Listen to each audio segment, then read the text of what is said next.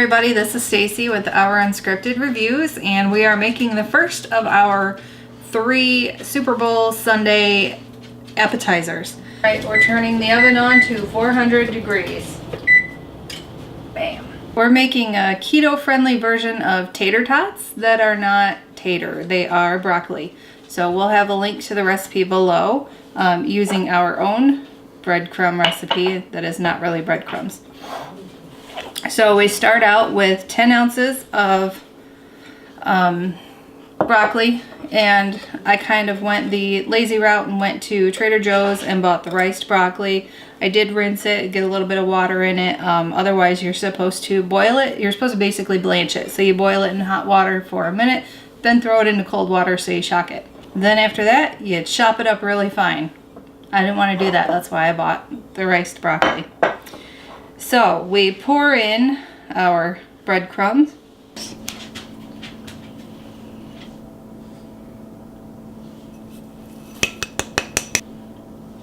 We have everything in the bowl. We're going to mix it all together with the spatula.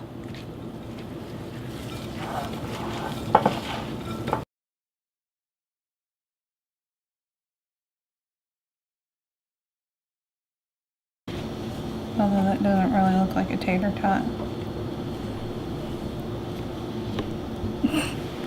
It's like a tater turd.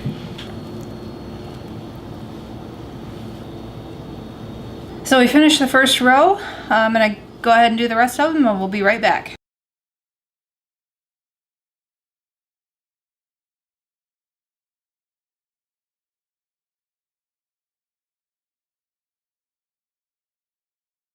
Alright, so we got about 23, a little bigger, or you can make them a little smaller. These are ready to go, so we're going to put them in the oven at 400 for about 20, we'll put them in for 20 minutes and check on them. Alright, so different types of sausage you can probably eat these with. I would recommend maybe some sugar-free ketchup, sugar-free barbecue sauce maybe.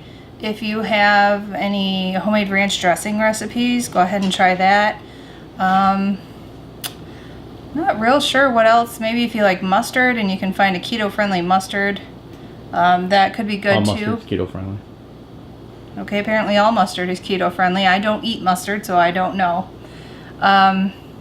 Maybe even a cheese sauce. I mean, they do have cheese in them, so maybe like a queso cheese. That sounds really, really good. And then we will have the macros posted below for you so you can know how many, you know, in a serving recommended, and how it's going to affect your carb count and everything else for the day. All right, our broccoli tots have come out of the oven with our breading mix.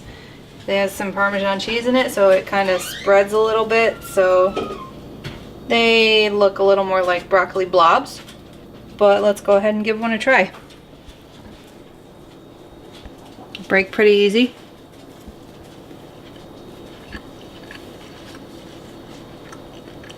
They're pretty good.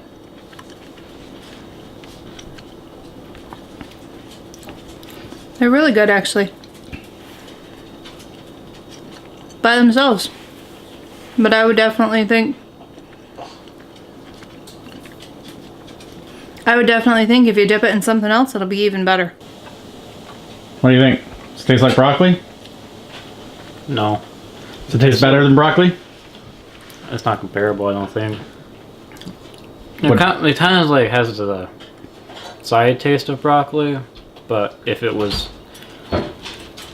biscuit and a piece of broccoli had a baby, this is probably what it tastes like. It's like a biscuit ollie. I don't think it's like that. No. Brocket? It's a brocket. So you'd eat them. You're going to eat them for dinner. Alright, so Erlen's going to try the broccoli tots. What was that face? That was Lucy sitting on the tripod and making it go whoosh. Alright, I'm kind of nervous about this.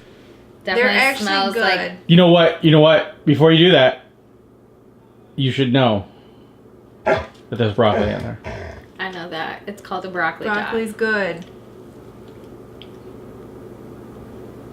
Not in top form. All right, we'll be back with Greg with our second recipe. All right, guys, we're on to recipe number 2.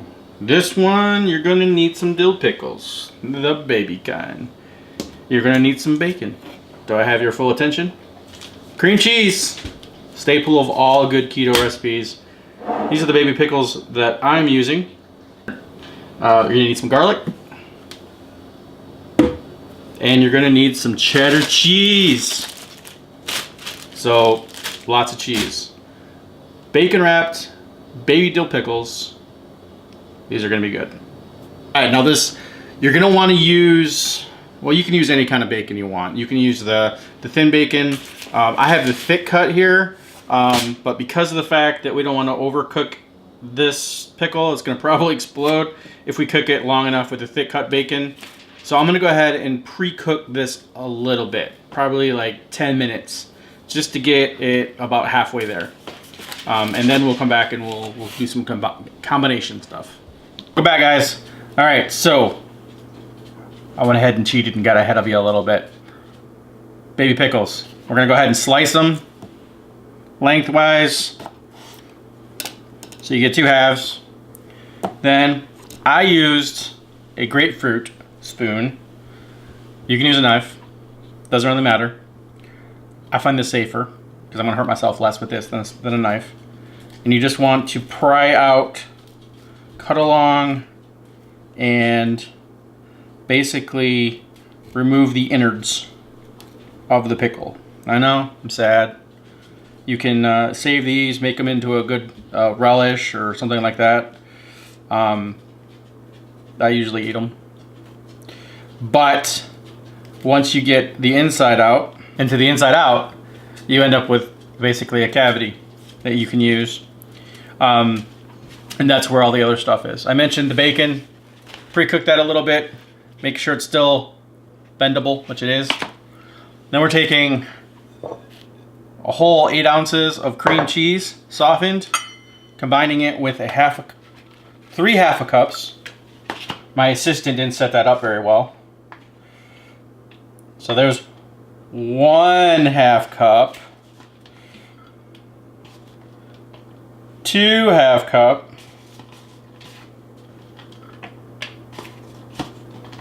yeah, let's call that 3 half cup. Luckily, I have an assistant down here on the floor who will take care of that other mess. So we got that. We're gonna add 1 clove of garlic, minced. We're gonna add that in.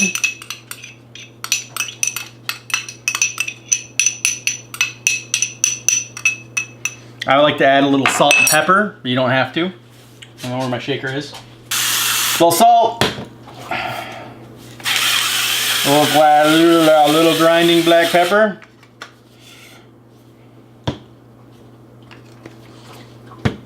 All right. So we're gonna mix this up. So when we get close to this consistency, we're ready to go to the next step. I'm just gonna take a forkful. We're just gonna basically, if you've ever had jalapeno poppers, same sort of principle right here. You're basically overfilling them because these things are small.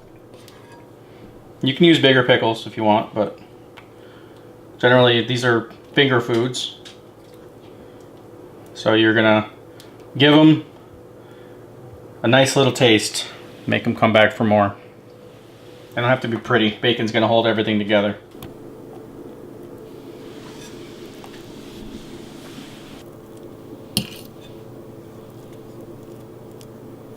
Let me go ahead and finish these up, and I'll show you what the next step is. Alright guys, we got our floppy bacon. We're ready to wrap these bad boys up.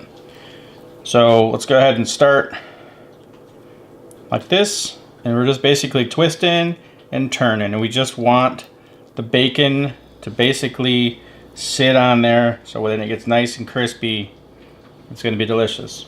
So don't worry if it opens back up a little bit, that'll happen. And these are half slices of bacon, so and we just want to hold the seams areas down. Alright guys, so our pickles are out of the oven and they are ready. They're a little hot yet, but knowing this is the first time I've tried this with the thick cut bacon, and not a huge success. all of them look pretty good, but if I had to do it again, I'd probably just lay a top piece of bacon on top of it rather than trying to wrap it, because, you know, the ones that was wrapped, you know, even though I pre-cooked it a little bit, still not as crispy as I'd like.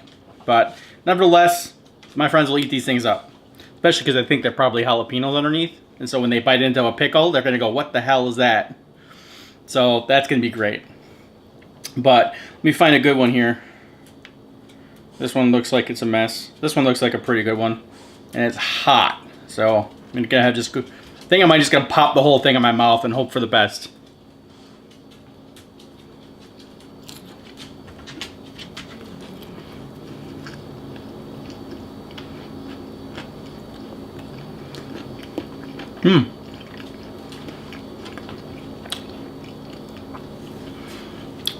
Wow. Yeah, that's really good. So you get the pickle, you get the saltiness with the pickle, and you also get the saltiness with the bacon. And then the cheeses kind of bring everything together. So you get a lot of salt at first, but then you're hit with the bacon flavor, and then the pickle kind of like just kind of slides in there. Yeah, the pickle just kind of slides in there. But it's really good. If you guys like pickles, and who doesn't like bacon except Stacy, you guys really need to give these a shot. These are great. I'm gonna have another one. This one looks good. All right, guys. So we got another sucker here, ready to try. Well, you already got one in your hand.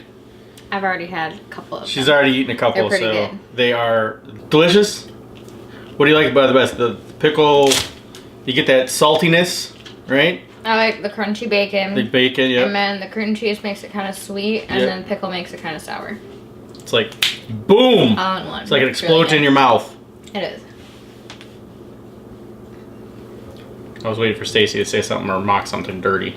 Yeah. All right, so make sure you give these guys a try. And I'm going to go ahead and turn it over to future Greg so he can show you how to do the chicken enchilada dip in the last recipe. Thanks, Greg. All right, guys, so chicken enchilada dip. This is really easy, super awesome. And like whenever I use this at a party, I mean, before I used it as a party, everyone always had to find out who brought it because it was so good. All right, so let me show you. I made a couple changes for keto, but for the most part, it's pretty much the same. All right, so we're gonna need softened cream cheese. I had a little extra from our pickles, so I left that in there. We have about 8 ounces of sour cream. You can also use mayo, which is really good. We're gonna need about 1.5 pounds of shredded chicken. I just pressure cooked a couple chicken breasts and blended it. What works really good with this is like a rotisserie chicken. You just pull all the meat off of it. Works great. We're gonna need about 2 tablespoons of taco seasoning or a packet, whichever you prefer. And we're gonna need about 2 cups of Mexican blend cheese, whatever you prefer. I think I got this from Sam's Club. It's Members Mark Mexican cheese. And a can of green chilies. Now, normally I put jalapenos, but some people aren't quite savvy to the hotness. So 2 cans of green chilies in this case. And what we're going to do basically is we're just going to blend this all together in a bowl. And then we're going to put it in a greased cast iron skillet, or you can put it in a glass casserole dish, or whatever you want to do. So we're going to go ahead and just basically dump everything together here. How you guys like my sour cream positioning here? It's pretty good, right? Never seen so much full in a 1/2 cup. That was not a 1/2 cup, by the way. That was more like 2 cups of sour cream, just so you know. All right, green chilies. I don't drain them. I just pour them right in when they're opened properly.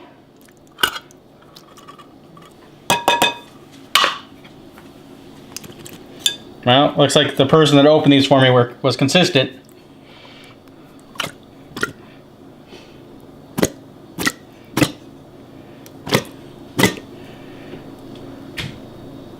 I think our camera is going to be a little shaky right now because the operator is laughing too hard.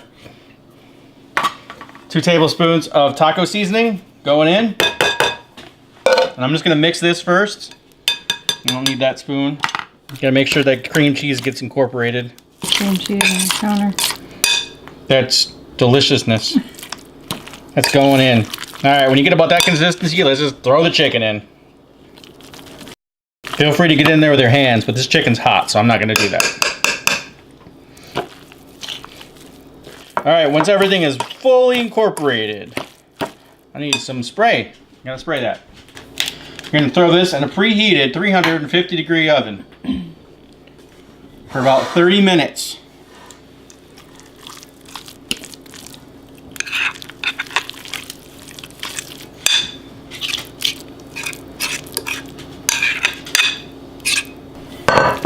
And we're just gonna kind of smooth her out. So this is a 12-inch cast iron skillet. But like I said, you don't have to use a cast iron skillet.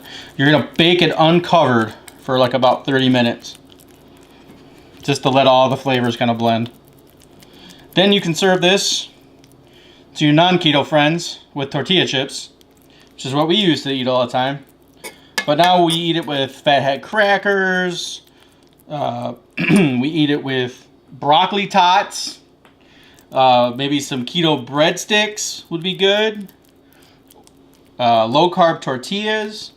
Or you know what? It's actually really great if you just eat it in a bowl. Just pretend like there's actually an enchilada there that the shell just got left behind. That looks pretty good. Alright, so 350 for 30 minutes. Let's do this. Alright guys, so our chicken enchilada dip is coming out of the oven. As you can see, it's browned around the top. Looks delicious. Smells delicious. Stacy, however, prefers to have her cheese on the top. She already complained about it as it came out of the oven. So we'll go ahead and please her and put another cup of cheddar cheese right on top. Like so. We'll throw it back in the oven for about 5 minutes. Then I'll show you what it looks like after that. Hey guys, welcome back. So, melted cheese, success. The macros will be linked below, and we'll include the extra cup of shredded cheese on the top.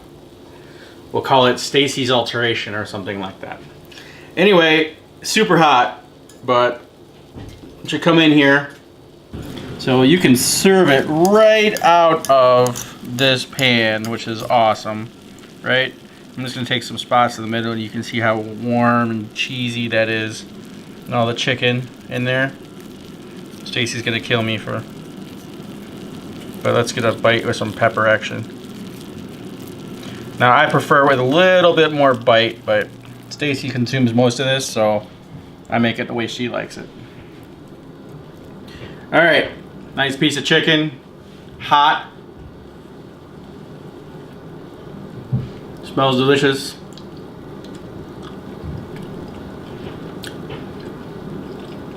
Creamy. You can't go wrong with this, guys. Let us know if you give any one of these 3 recipes a try. We'll see you guys in the next video. Have a good game day. Go Rams.